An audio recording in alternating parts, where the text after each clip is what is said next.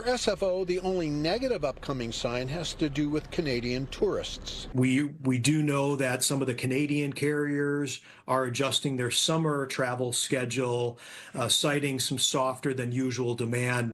Going into May is just the edge of the traditional vacation holiday season, so whatever numbers exist may be skewed for a lot of reasons. But come 5 or 6 weeks from now, we're going to have an incredibly good idea of how bad this has impacted the tourist trade. 2 months ago, this report came out of San Francisco. And now, we're in summer, so has anything actually improved? Did domestic tourism make up for the money lost from international visitors? Because if you've been watching the US media, aside from this report, they said summer would fix everything or they expect the numbers to be better in July. Well, summer's here, and the sentiment hasn't changed. We're also hearing straight from business owners. Let's take a look at the report from 2 months ago first. Well, turns out fewer and fewer tourists are coming to California, and that means less green for the Golden State. A new report from Visit California showing a big drop, especially in international tourism, and specifically visitors from Canada. KTV's Tom Bakar taking a closer look at these tourism numbers and what's being done to try to get them back. He's live for us in the city tonight. Hi, Tom. Hi. Well, there are numbers and then there are numbers. Remember, these are all preliminary, so we don't know significantly what's really going to happen, because it's important to understand that it's just too early to tell if this downward trend is going to be a plunge. A recent report from Visit California reveals that in March, California welcomed over 490,000 international visitors, a decline of 11% compared to March of 2024. When it comes to Canadian tourists, the drop was more than 15%. For decades, Kerbin Samuel has been a Fisherman's Wharf street musician. I've seen less tourists. I've seen the real spending type of tourists that we had a couple months ago. In San Francisco, though foreigners are about a third of the tourists, they spend almost twice as much money. I can't believe I'm about to say this, but Fox News actually got something right. And yeah, I feel like I need to rinse my mouth out after saying that. But they're not wrong. International tourists do spend more and we stay longer. And judging by the comments I've seen, a lot of us have the income to visit multiple US cities, sometimes in a single trip. That's money domestic tourism just can't replace, especially when most Americans don't even get proper vacation time. Someone in the comments mentioned that, so I looked into it. Take a look at this chart. I only found this out recently. In the US, holidays aren't even mandatory. Employers don't have to give time off. It's up to them. Someone correct me if I'm wrong. So if you're a US business waiting for locals to show up with suitcases and up to 4-week plans, good luck with that. Major attractions such as Pier 39 say it's business as usual so far, but they face a potential triple whammy this fall. One, the gift shops might not have enough merchandise, much of which is imported. Not enough diners might come, and a big drop in foreign tourism is a real worry. So we haven't seen the impact yet on the international visitor. What we are expecting is that many people right now internationally are keeping the trips they already had planned. Hotels are doing okay for now.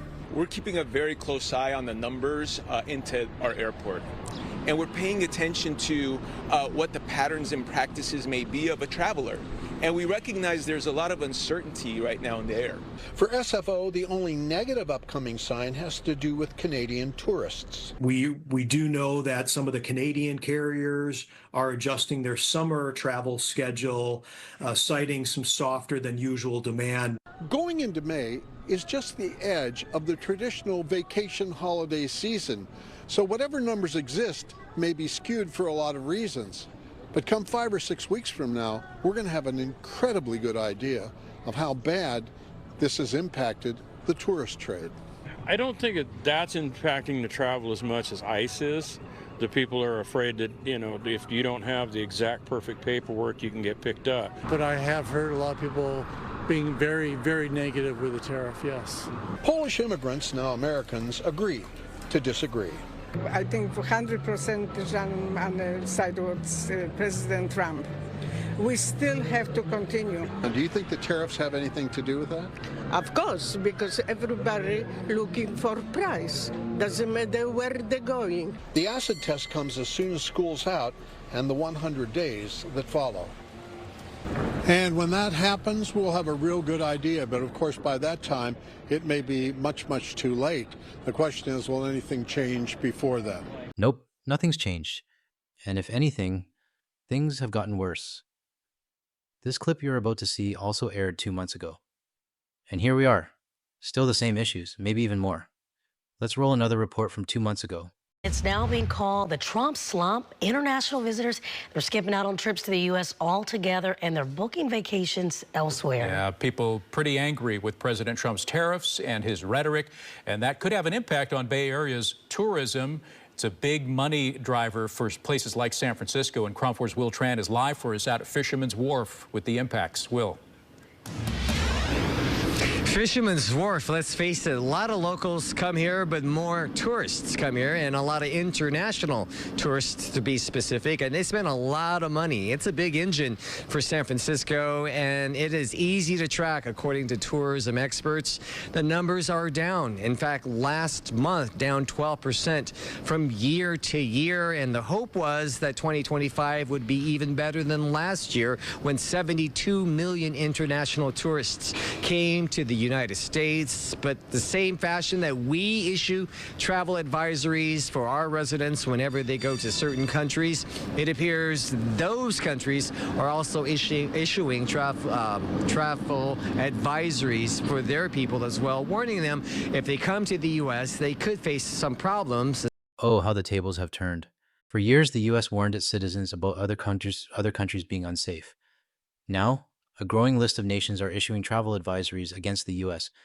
We've known this for a few months now. I've lost count, but it's more than just a few. These advisories aren't just political statements. They're warnings, based on real risks. Now, some people will say, it's fine, I'm still going, or I don't let Trump decide my vacation. And hey, go ahead. But for a lot of us, we didn't need a travel advisory to stay away. We already made that decision. Especially with the new immigration policies, that they could be asked questions. So a lot of tourists, James and Reina, they're deciding to take their time and money elsewhere. How big is tourism for the United States? Last year, international tourists brought in $2.9 trillion to the economy, generating $15 million jobs from that, including hotels, restaurants, taxi drivers, you name it. There's so many industries on top of industries, and with the numbers down, they are hurting as well. We'll try to talk to businesses in Fisherman's Wharf to get their reaction on if they see a noticeable difference in terms of dollars coming into their location. But this, again, is easy to track because people have to go through customs so they can count. And so far, that number is significantly down, James and Reina. Back to you. Not good news. Thank you, Will. Significantly down. And this was 2 months ago. At least this outlet didn't sugarcoat it. They were actually concerned about the lack of international tourists. Now let's jump forward to just a few days ago and get the update in San Francisco. Tourism is a major part of San Francisco's economy and supports tens of thousands of local jobs. 4th of July weekend is typically one of the busiest times of the year, but as Da Lin reports, that's not the case this time. Holiday weekend, nice weather. A lot of business owners thought Fisherman's Wharf and other hotspots would be filled with customers, but they say that is simply not the case. They blame politics. Hop on, hop off. Those big red double-deckers are hard to miss in San Francisco. What's missing? International tourists. Today, we've seen a total of 7 foreign tourists. Can you believe that? Just 7 people. Sam Sohal, CEO of City Sightseeing, says most riders these days are domestic visitors, but even that number is down compared to last year. This year so far, it's about 35% down. What was really shocking was June and this few days of July, the bottom has fallen, basically. We're 50% down. We're a little bit worried. I mean, we can probably weather the summer, but in the wintertime, if this is the summer, what's going to happen in the winter, that's what scares us more. 7 international tourists for the whole day. And I have no idea how many buses this guy runs in his fleet. But what happened to all the domestic tourists? Also, of course, like we could survive without a ton of international tourism. I think the tourism industry in America, and I don't know this as a fact, but I think our tourism industry is more based on domestic tourism. Like during COVID, These buses are supposed to be full. You've probably seen them, maybe even ridden on one. But the bus in this interview, completely empty. And every empty seat is money going out the window. Bob Partwright manages 5 restaurants and a coffee shop at Pier 39. He says business has been solid, except for June, when they saw a dip in overall traffic. He, too, is concerned about the winter months. Adaptability and flexibility in our footprint is key to running a successful business, and we just have to be ready for whatever happens and be able to adjust as business levels adjust. Purchases have to adjust, scheduling might have to adjust. Some business owners believe national policies are discouraging visitors from Europe, Asia, Canada, and Mexico. The tariffs and also the immigration policies trying to scrutinize everybody, even tourists. They go to their embassy to get a tourist visa. They say that's part of the reason Union Square and other tourist hotspots are seeing lower foot traffic, even on a holiday weekend. Yes, those are part of it. But you're leaving out a lot. You forgot the 51st state rhetoric. You forgot the disrespect toward Canada. And you definitely forgot calling Europe freeloaders. But most of all, you forgot we don't want to deal with people like this while on vacation. Pause it here if you want to read the comments on my channel. Now, this isn't aimed at the business owner. I don't know him. I'm just explaining our reasons. But business owners are caught in this too. If he voted Democrat, I feel for him. If he voted for Donald, or didn't vote at all, then those empty seats are exactly what he should expect.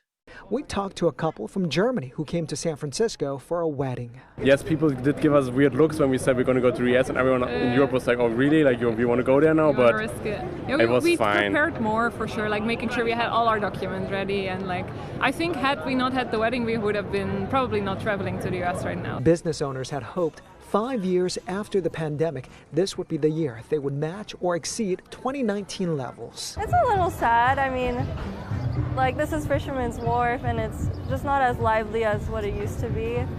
And yeah, I think it's just, even for me, I'm concerned about like political things and what's going to happen to the future in our business. Sam says if the drop in visitors continues, he may have to dip into his savings to keep the buses rolling. We would like Governor Newsom to help us out with promote us tourism in California. Some business owners praised the new San Francisco mayor for doing a great job of cleaning up the streets and improving public safety. But they say local efforts simply cannot overcome national politics. That German couple said it best. If it wasn't for the wedding, they wouldn't have gone to the US. And they're not the only ones. A lot of people booked trips before Donald got back in. Some aren't refundable. So they're going, but likely for the last time. We might see a bump this summer because of this, but come the fall season, the numbers are going to drop in my opinion. Tourist spots across the US are already seeing it happen, and it's only getting worse. If this video helped, hit like, subscribe, and share it around. And check out the other videos on screen now. Thanks for watching.